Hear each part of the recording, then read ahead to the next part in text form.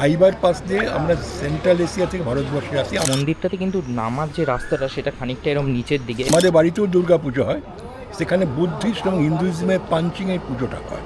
সেই মাতৃ প্রতিমা সব সময় আমাকে টানে। হ্যালো বন্ধুরা, সবাই কেমন আছো? আশা করি সবাই খুব ভালো আছো। তবে ভোট মিটতেই কিন্তু মা দুর্গার আগমন হয়ে গেছে মর্তলোকে। প্রতি বছরের মতো কিন্তু আমরা বৈশাখ মাসে আবারও আলোর শহরে এসে গেছি মায়ের দর্শন করতে। কিন্তু তোমরা কি ভাবছো বৈশাখ মাসে আবার মা দুর্গা কি করে এলো? তো চন্দননগর থেকে আমি সৌভিক, আমি শ্রেয়া, অ্যান্ড উই আর বেঙ্গা ব্লগার। যেমনটা ভিডিও শুরুতে বললাম তোমাদের, চন্দননগর মানেই কিন্তু একটা উৎসব, মানে গোটা শহরটা সারা বছর যেন কিছু না কিছু উৎসবে মেতে থাকে। এই মুহূর্তে কাছারিঘাট গোন্দলপাড়ায় দাঁড়িয়ে রয়েছে এই যে মায়ের মন্দির, সিদ্ধেশ্বরী মাতার মন্দির। এই মায়ের মন্দিরের সামনে কিন্তু বছরে দুবার আমি আসি। একবার হচ্ছে জগদ্ধাত্রী পুজোর সময়, আর আরেকবার হচ্ছে কিন্তু এই মায়ের মন্দিরের সামনে আসা হয় হচ্ছে গণেশ জননী পুজোর সময়, ঠিক বৌদ্ধ পূর্ণিমার দিন যে পুজো হয় আর কি। ঠিক এই যে মায়ের যে মন্দির রয়েছে তার উল্টো দিকে যে ফাঁকা মাঠটি রয়েছে এবং একদম গঙ্গার ঘাটের নিকটবর্তী, দেখতে পাচ্ছ এখানে গঙ্গার ঘাট রয়েছে। এইখানে কিন্তু মায়ের পুজো, গণেশ জননী মায়ের পুজো অনুষ্ঠিত হয় প্রত্যেক বছর। প্রায় শুনেছি 300-350 বছর ধরে এখানে মায়ের পুজো চলছে। সুবিধার্থে বলে দিই যে চন্দননগর স্টেশন বা মানকুণ্ডু স্টেশন দুটো থেকেই কিন্তু তোমরা এই অঞ্চলটাতে চলে আসতে পারো, যেখানে পুজোর সাথে সাথে তোমরা মেলাও উপভোগ করতে পারবে। আর একদম কাছে যেহেতু গঙ্গার ঘাট, সেই একদম গঙ্গার ঘাট রয়েছে। আর এখানে কিন্তু শ্যামনগর ঘাট খুব কাছাকাছি, তাই শ্যামনগর থেকে তোমরা কিন্তু ঘাট পার হয়ে এই গোন্দলপাড়ায় চলে আসতে পারো, যেখানে কিন্তু এই পুজোটা অনুষ্ঠিত হয় প্রত্যেক বছর। এবং এখানে দেখতে পাচ্ছ কত মেলা আজকে থেকেই বসতে শুরু করেছে। হ্যাঁ, মেলার অংশে যাব, তবে তার আগে আরেকটা ইন্টারেস্টিং জিনিস দেখাই, সেটা হচ্ছে এখানেও একটা কিন্তু খুব সুন্দর মন্দির রয়েছে। এই মন্দিরটাও কিন্তু বেশ সুন্দর। আমি প্রত্যেক বছর যখন আসি তখন একবার এই মন্দিরটা ভিজিট করি। গোন্দলপাড়া শ্রীরামকৃষ্ণ সমিতি, ওনাদের একটা মন্দির রয়েছে এখানে। মন্দিরটাতে কিন্তু নামার যে রাস্তাটা সেটা খানিকটা এরকম নিচের দিকে, এবং এখান দিয়ে এসে তোমাদের এরকম নিচের এই অংশে নামতে হবে প্রভু শ্রীরামকৃষ্ণের দর্শন করার জন্য। এই যে, এবং এখানে কিন্তু প্রভু শ্রীরামকৃষ্ণ রয়েছেন, মা সারদা দেবীর মূর্তিও এখানে তোমরা দেখতে পাবে আর কি এলে। বেশ সুন্দর একটা মন্দির, বেশ ভাল লাগে একটু সময় কাটিয়ে যাওয়ার জন্য এই মন্দিরটাতে। এবং এখানে কিন্তু স্বামীজিও বিরাজ করছেন আর কি। বেশ সুন্দর একটা মন্দির, কিন্তু ওই মাতৃ প্রতিমার সাথে এখানে এসে তোমরা দর্শন করে যেতেই পারো আর কি। গঙ্গার নিকটবর্তী এই মন্দিরটা দর্শনের সাথে সাথে কিন্তু তোমরা এখানেও আরেকটা মন্দির দেখতে পেয়ে যাবে।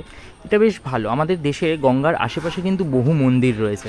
যেহেতু আমরা প্রচণ্ড ধর্মপ্রাণ একটি মানুষ বা একটি ধর্মপ্রাণ সম্প্রদায়, তো সেই কারণে কিন্তু বহু দেবদেবীর মন্দির আমাদের গঙ্গার নিকটবর্তী অঞ্চলে রয়েছে। যেমন এখানে দেবাদিদেব মহাদেবের একটা মন্দির রয়েছে, এবং এখানে কিন্তু আমরা এরমভাবে তোমরা চাইলে একটা ঘন্টাও বাজিয়ে নিতে পারো, যেটা বেশ ভালো লাগে।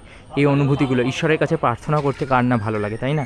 চলো এবার যেটার জন্য এখানে আসা, যে মায়ের দর্শন করার জন্য আসা, যে মায়ের দর্শন করতে চাওয়ার জন্য আসা, সেখানে নিয়ে যায় তোমাদের। এই হচ্ছে কিন্তু পুজো প্রাঙ্গণ, যেখানে কিন্তু মাতৃ প্রতিমা রয়েছে। মাতৃ প্রতিমা দেখলে তোমাদের চন্দননগরের জগদ্ধাত্রী পুজোর কথা মনে পড়তে কিন্তু বাধ্য এক প্রকার। এবং চলো আস্তে আস্তে ভেতরের দিকে যাই এবং মায়ের যে অপরূপ রূপ সেটা তোমাদেরকে দেখাই।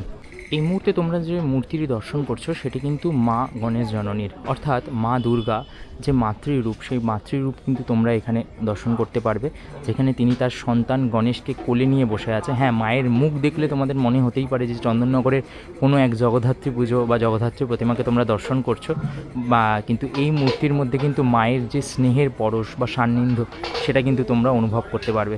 এখানে উপস্থিত মায়ের কোলে গণেশকে যদি তোমরা দেখো, খুব ছোট্ট অবস্থায় একটা বাল গণেশ রয়েছেন, এবং যার হাতে কিন্তু অস্ত্র রয়েছে ঠিক সেইভাবেই। এবং মা কিন্তু তার সন্তানকে কোলে নিয়ে রয়েছেন, কোনো অস্ত্র ছাড়া রয়েছেন। মায়ের যে রুদ্র রূপ আছে তেমনি কিন্তু মায়ের একটা মাতৃরূপও রয়েছে আর কি। এবং সেই মাতৃরূপের পুজোই এখানে বছরের পর বছর ধরে করা হয়। মায়ের সাথে মায়ের দুই সখী দুপাশে রয়েছে, আর নিচে কিন্তু তোমরা একদিকে ব্রহ্মাকে দেখতে পাচ্ছ। তো এরম একটা অভূতপূর্ব সুন্দর মূর্তি কিন্তু সত্যি নজরকাড়ি। চন্দননগরে যখনই আসি তার যে মাতৃ প্রতিমা হয়, সেই মাতৃ প্রতিমা সব সময় আমাকে টানে, কারণ মায়ের মুখমণ্ডল বা মায়ের যে মুখশ্রী সেটা এতটা অনাবিল সুন্দর হয়। মায়ের মুখমণ্ডল যে তুমি সারা দিন যদি সেই মাতৃ প্রতিমার দিকেই তাকিয়ে থাকো, তোমার কিন্তু মনে একটা অদ্ভুত ভক্তি সঞ্চার হয় আর কি। এই মুহূর্তে এই পুজোর একজন বেশ অনেক দিনকার সদস্য, ওনাকে আমি পেয়েছি এই পুজোর ইতিহাস জানার জন্য, যেটা নিয়ে মানুষজনের খুব আগ্রহ থাকে। তো আমাদের যদি এই মা গণেশ জননীর মায়ের এই রূপটার যে ইতিহাস সেটা সম্বন্ধে যদি কিছু বলেন।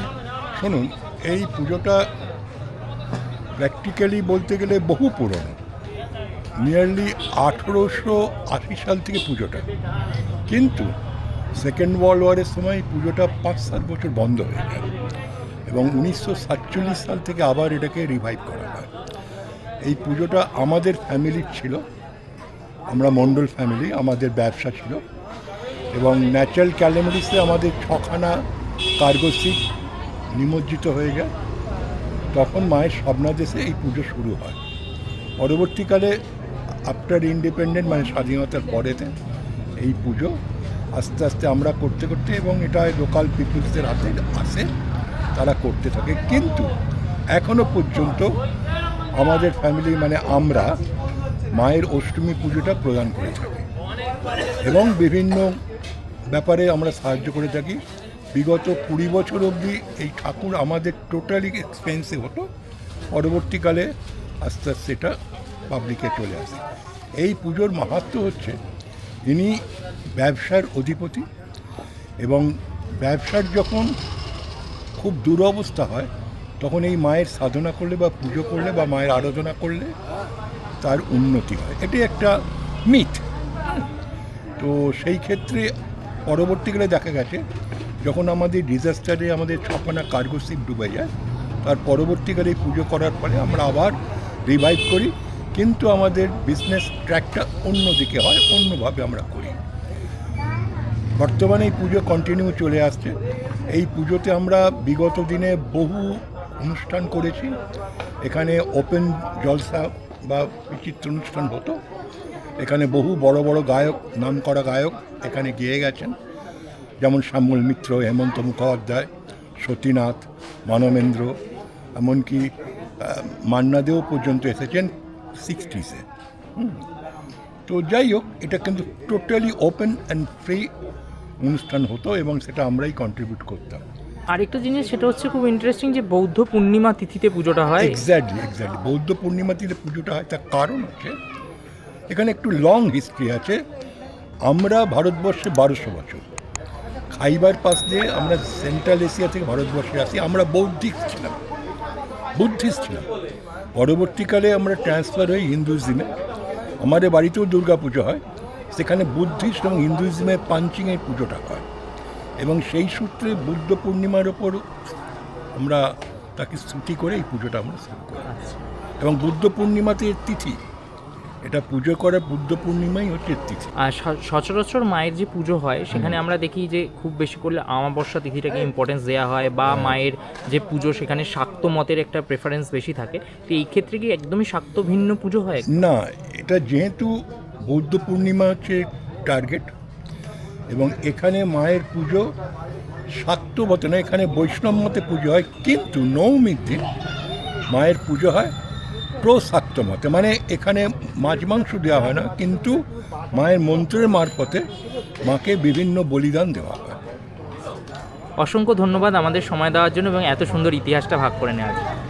বৌদ্ধ পূর্ণিমার দিনকে সপ্তমী ধরে তারপর অষ্টমী, নবমী, দশমী এইভাবে পুজো চলে। এরকম মানে একটা অদ্ভুত ব্যাপার না, মানে বারবার মা দুর্গা বিভিন্ন রূপে ফিরে আসে। প্রত্যেকটা সিজনে, যেটাকে বলি আমরা, প্রত্যেকটা সিজনই মা আসছে নানা রকম ভাবে। এটা একটা আলাদা আনন্দ। ওই মা আসছে ব্যাপারটাতে যে আনন্দটা আছে না, মানে এই সারা বছর ধরে মা, হ্যাঁ, মানে একটা ট্রায়াল রান চলে আমাদের দুর্গা পুজো বা জগদ্ধাত্রী পুজোর জন্য। এগুলো হচ্ছে ট্রায়াল রানের মতো। তো আমরা এইগুলো থেকে ফিল্ডটাকে আস্তে আস্তে ওপরে নিয়ে যেতে থাকি, হাইপ বাড়তে থাকে, এক্সাইটমেন্ট বাড়ে, তো সেরকম ব্যাপার। দাম করে বাস। বাট বেসিক্যালি এই মূর্তিটার মধ্যে কিন্তু অ্যাকচুয়ালি মা দুর্গার ব্যাপারটা, যে মা, সেই মায়ের অনুভূতিটা রয়েছে, যেখানে কোনো অস্ত্র নেই না, শুধু মা তার ছেলেকে নিয়ে এসেছে ঘুরতে বাপের বাড়ি। একদম, আগে একটু দেখে যাই। এই ফিল্ডটার মধ্যে একটা অদ্ভুত ভালোবাসা লুকিয়ে আছে।